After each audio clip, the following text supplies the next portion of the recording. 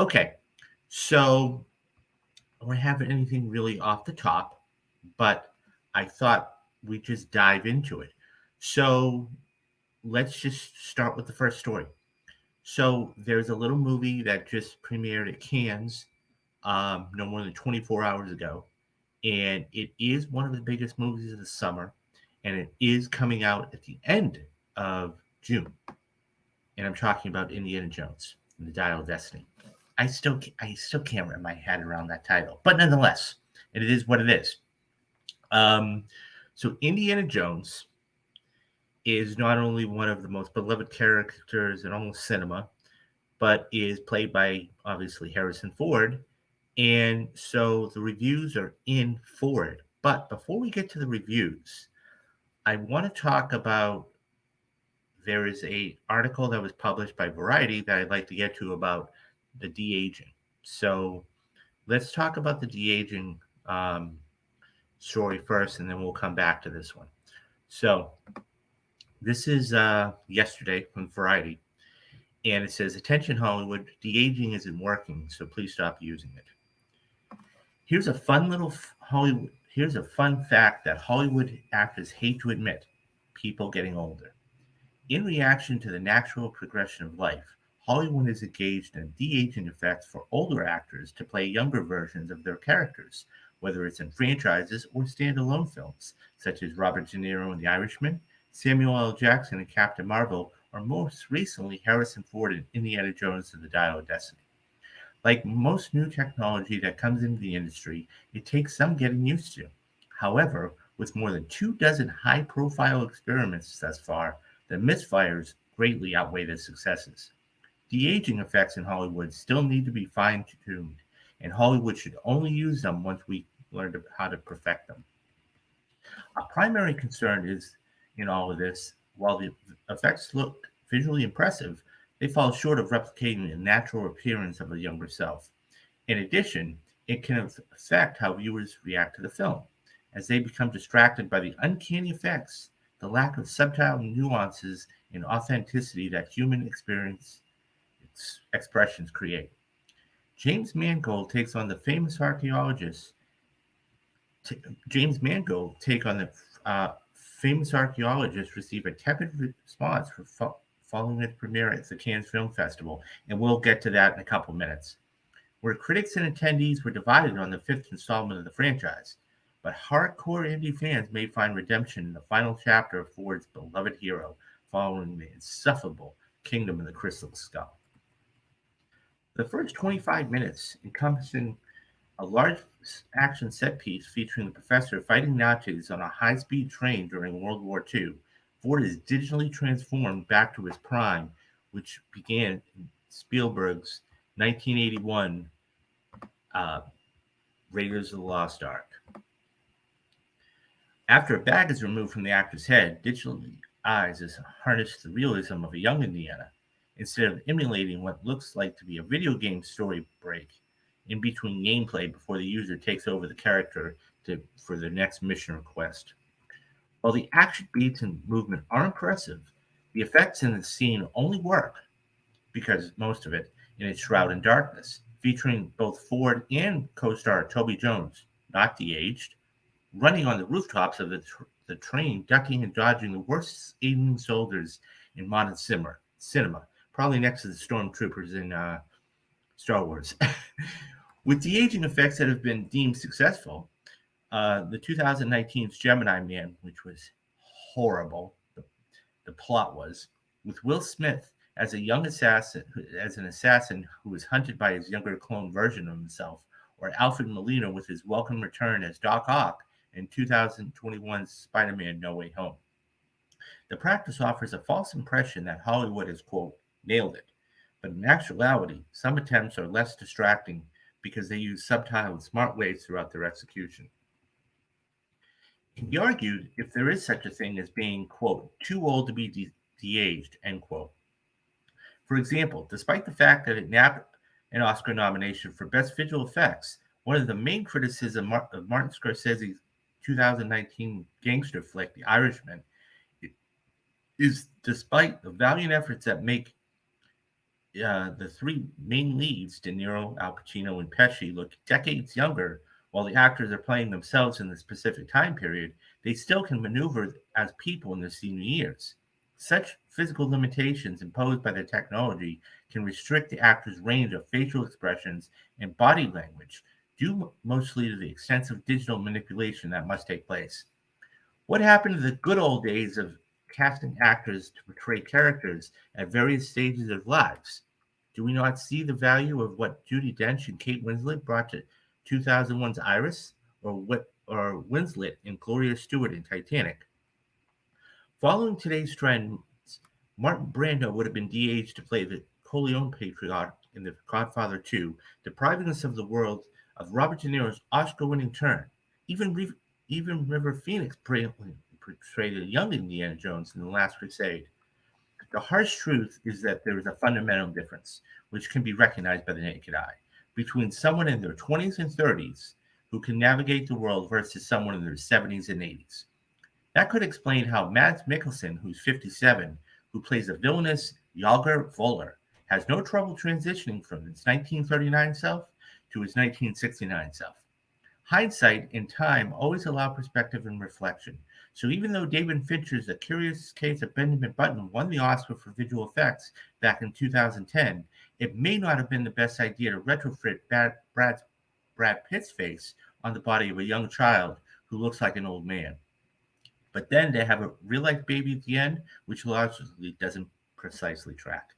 Interestingly enough, we've seen the technology used in older males and seldomly in women. Michelle Pfeiffer in Ant-Man and the Wasp, for example, and Sean Young in Blade Runner 2049 are a few examples of the sole examples. What will be the reception when an A-lister like Helen Mirren or Julia Roberts takes the lead that attempts to use them? Will they be received similarly or taken more harshly? Are the effects of Dial of Destiny doesn't work for the character? Not exactly. It's unapologetic about who's catering to its adoring fans. Like any franchise hero who lacks superhero powers, the narrative and action beats defy logic, as every single character is able to scale a rock wall with no gear and survive a mission explosion in a compound, which is still not as bad as surviving a nuke by way of a refrigerator and crystal skull. All those fantastic feats are ironic since Indy is an avid supporter of, quote, science.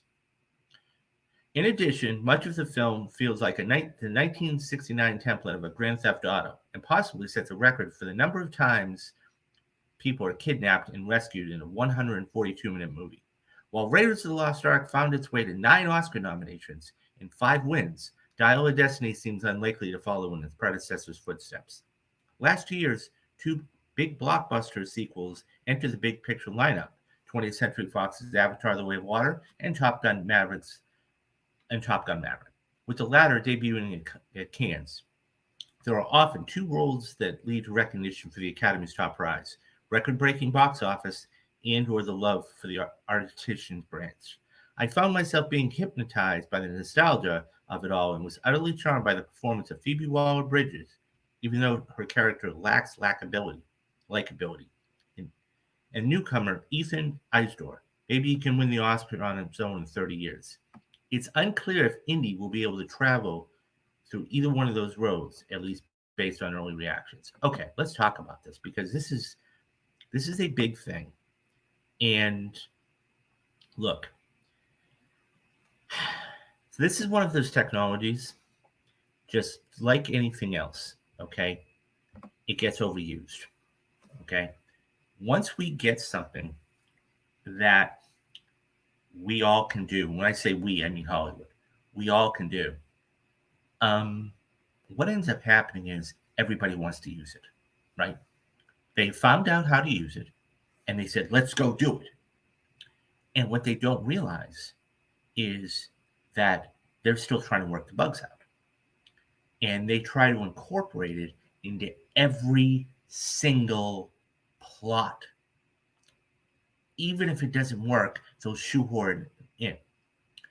And what you get is a story, or frankly, a movie that could use less of it. And in some cases, less is more. And So that being said, I think that when you have a technology like this, you have to use it very sparingly. And that being, it's one of those things where if you use it too much, that's why the budget of this film is 300 and I want to say $70 million. It's not because they're paying Harrison Ford a boatload of money, guys. It's because of the de-aging process. Okay. The thing is, like, I mean, it's like The Irishman. The Irishman, I want to say the budget was that, around $150 million. It wasn't because they were putting De Niro and Pesci and Al Pacino, they weren't backing the trucks up for him. I'm sure they got a handsome sum of money. But my point is this all went to the technology, and that's why not one of the studios wanted to touch it. So Netflix came along and said, okay, you know what? You can do it. And by the way, you can have full creative control. And I think that's another reason, because Scorsese's very old school in that manner. So he didn't want a lot of studio interference. So, therefore his last two movies now, Killers of the Flower Moon, okay, which is going to debut either today or tomorrow at Cannes, and Irishman are done by streamers. But all that being said, I think here's the thing. If you're going to use it, you have to use it sparingly. Okay? You have to use it in the right manner, and you have to use it sparingly. You can't, if this is 142 minutes, okay? So it's 2 hours and 22 minutes total running time. Cut out the last 7 to 9 minutes for credits. And I'm sure there's a lot of visual effects, graphic people that worked in this film. Then, use it sparingly. And I think, if that could really, really detract from the film to where, I mean, this is not what Harrison Ford looks like. Okay. As it said, it took, this is that scene, that was being described on the article. I mean, you take a look at Harrison Ford today, it's not, and this goes into something too. It's like, Tom Hanks said it the other day that, he can live on forever. All he's got to do is, and there are stars that have been doing this as of recently. I mean, take James Earl Jones for Darth Vader, or, somebody else he's 93. He's not going to, but that being said, this isn't, if this is the way it's going to go, studios are going to be in trouble because they're going to be dumping all of this money into it. And, hopefully it does well. I mean, it's going to have a lot of competition out there. I just think that I would agree. I would say this, less is more, take a step back. Because frankly, at this point, I hope, and this is just my hope, I hope that this de-aging doesn't detract from the movie. Because everybody's going to be talking about, well, did you see how they de-aged Harrison Ford? And, yeah, but the plot sucked. The plot was terrible. So I don't know. I mean, I think that, like I said, less is more, and they have to use it very, very sparingly. And when they do that, and when it's right for the story, then you can use it. So, anyways, guys, what do you think about the de-aging process and deep fakes and everything else? Do you think this is the new way of Hollywood, that everybody's going to continue to use it until they perfect it? Or do you think they're going to take the low road and actually wait on this? Do you actually do some sort of deep fakes or de-aging? Can you do that with Photoshop and whatever else? I don't know. So this would all be new information to me. Leave your thoughts down in the comments. I'd love to hear them. I'll get back to everybody.